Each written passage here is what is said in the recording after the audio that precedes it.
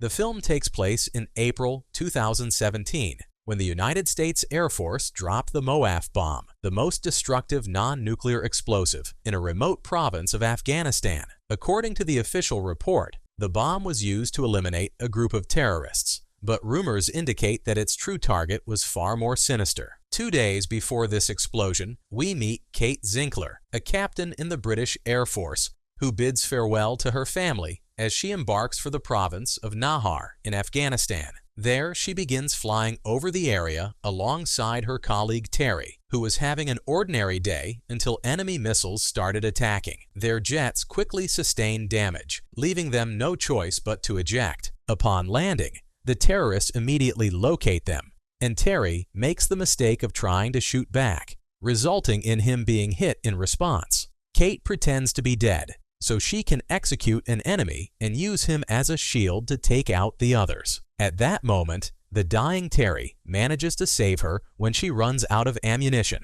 Forced to continue on her own, Kate requests an evacuation over her radio, but receives no answer. Seeing more enemies approaching, she tries to hide in an abandoned bunker, although its door is locked. At that moment, the terrorists arrive with reinforcements, so Kate attempts to defend herself with her rifle, even though they have an RPG at their disposal. Still, Kate turns the tide by dodging a missile just in time for it to destroy the bunker's entrance. Once inside, she finds a staircase that descends too deeply, but she must go down to escape the terrorists. With only a luminous bar, Kate makes her way through the dark corridors while her enemies follow her. Along the way, she encounters the corpse of a scientist, a microfilm camera, and some papers that appear to be in Russian. Soon after, she hears Afghan soldiers approaching and hides behind a column, only to have one of them switch on the lights. With no alternative, she fights back by ambushing a soldier from behind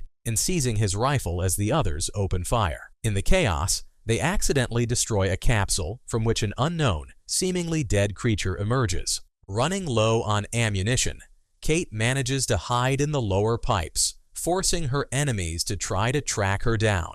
One soldier remains behind to guard the creature's corpse, but when he lowers his guard, the monster rises and slashes him to death. After this, the creature revels in its carnage. As soon as it witnesses that terrible scene, a terrorist seals off the room. Meanwhile, Kate manages to exit the pipes but is intercepted by an Afghan soldier. At that moment, a colleague arrives to warn that the Ents is in the area. Taking advantage of this distraction, Kate fires a flare, which enables her to return to the surface, not before she shoots the soldier guarding the stairs. Just as she reaches the top, a terrorist tries to drag her back, but the monster appears out of nowhere and rips face off. Kate barely escapes the bunker, leaving the creature confined outside. There remains one last enemy, but horrified, he barely hears the monster's roars.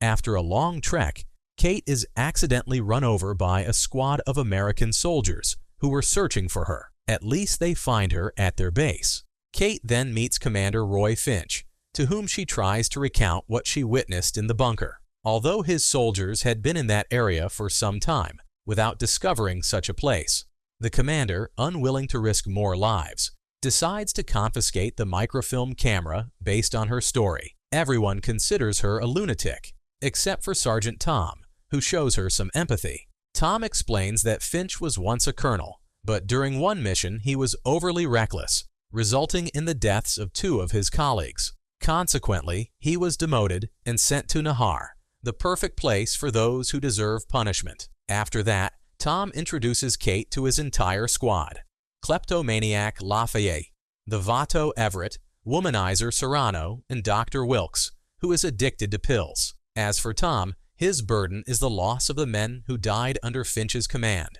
who had been part of his unit.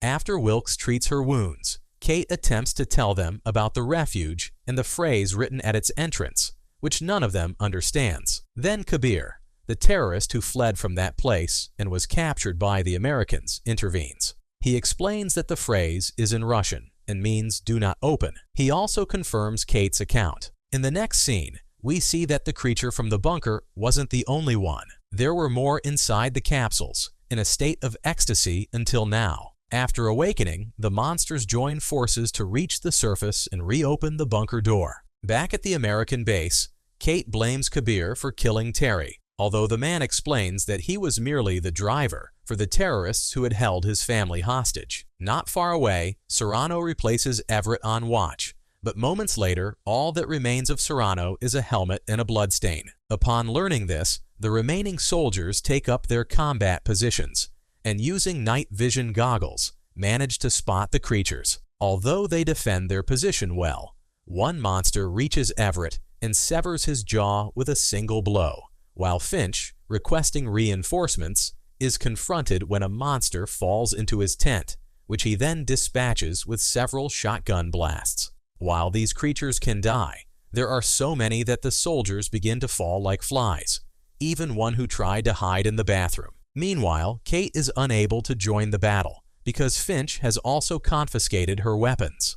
At that moment, a creature appears in the infirmary and hurls her against a stretcher, subduing her with its multiple tongues. Fortunately, Kabir manages to free himself from his restraints and opens the armory, obtaining a sword with which he annihilates the monster. At the same time, the British squadron, sheltering in that base, defends itself effectively by blasting a creature's head off with bullets. The soldiers regroup in a small trench, waiting for the next wave. Tom and Wilkes set out to rescue Finch. Fortunately, they arrive just in time to mow down a monster that Finch crushes with an old bat. Despite that impressive display of strength, the commander is severely wounded, so he hands over command to Tom. On their way back, they are intercepted by another creature, which Kate bravely attacks with an axe, Tom finishing it off with his rifle. As more enemies approach, the soldiers barricade themselves inside an arsenal container, left with no option but to wait until dawn. Meanwhile, British soldiers Oswald, Dave, and Vince report that they have captured Kabir as he tried to escape. Although Kate tells them that he earned his freedom by saving his life, the Afghan confesses that decades ago, the Russians invaded his country. Since he was born in wartime in 1988, the scales finally tipped in favor of the Afghans. But then a series of mysterious disappearances began during the nights, prompting his father to lead a squad to hunt down these beasts, a mission that ultimately cost him his life. When the Russians left the country, the monsters were never heard from again. At dawn, the soldiers exit the container only to find their base deserted and devoid of corpses, as the creatures had carried them off. However, they discover one lone corpse of one of their own.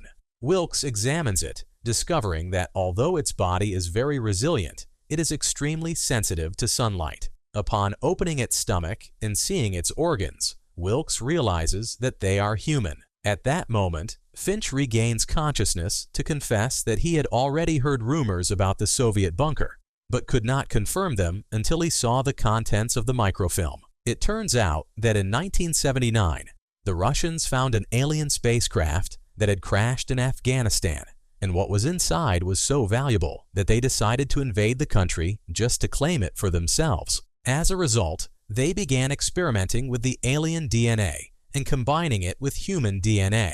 In the end, Finch declares that they are the only ones who can end that race of mutants.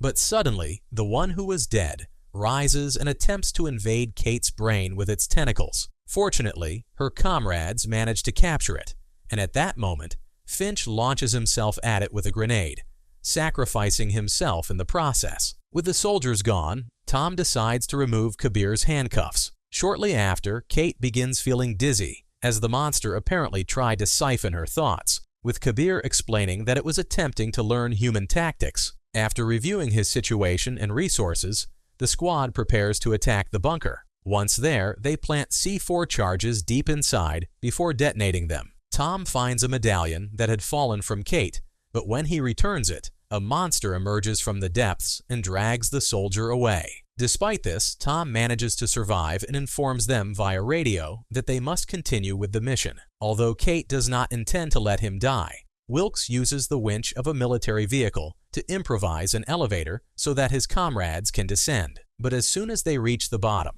Wilkes receives a radio warning that everyone must evacuate the area immediately, no matter what, as they have only 20 minutes left to rescue Tom, who is being held by one of the creatures that is trying to suck his thoughts.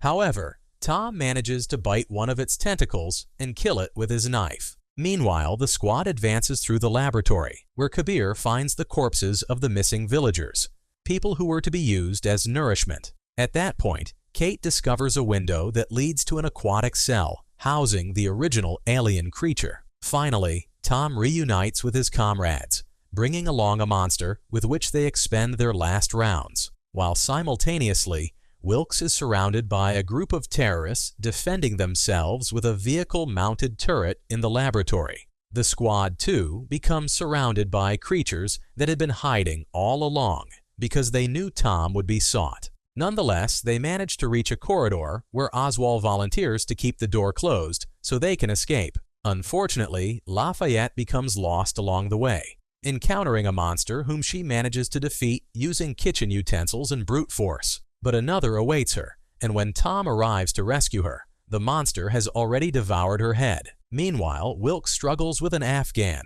who managed to board his car, and at the same time, Oswald can no longer hold the door, so he decides to detonate the C4 charges immediately. At that moment, Tom hides in a pantry to protect himself from the explosion, which causes a beam to fall onto the elevator. When Wilkes finishes off his enemies, he finds he cannot ascend in the elevator where his comrades remain surrounded by more monsters. Even though Dave defended himself valiantly, one of the monsters blasts his head off. Meanwhile, Wilkes, who had tried to stop the vehicle, ends up falling into the bunker ditch seconds before the vehicle crashes on top of him. Kate manages to exit the elevator, though Kabir does not share the same fortune. Afterward, Tom finally reunites with Kate and, using a rope from the destroyed elevator, they ascend like a rocket, managing to reach in time to rescue Wilkes from the terrorists. However, there is no time to celebrate, as an American plane approaches and launches a missile into the area. The group flees in a car,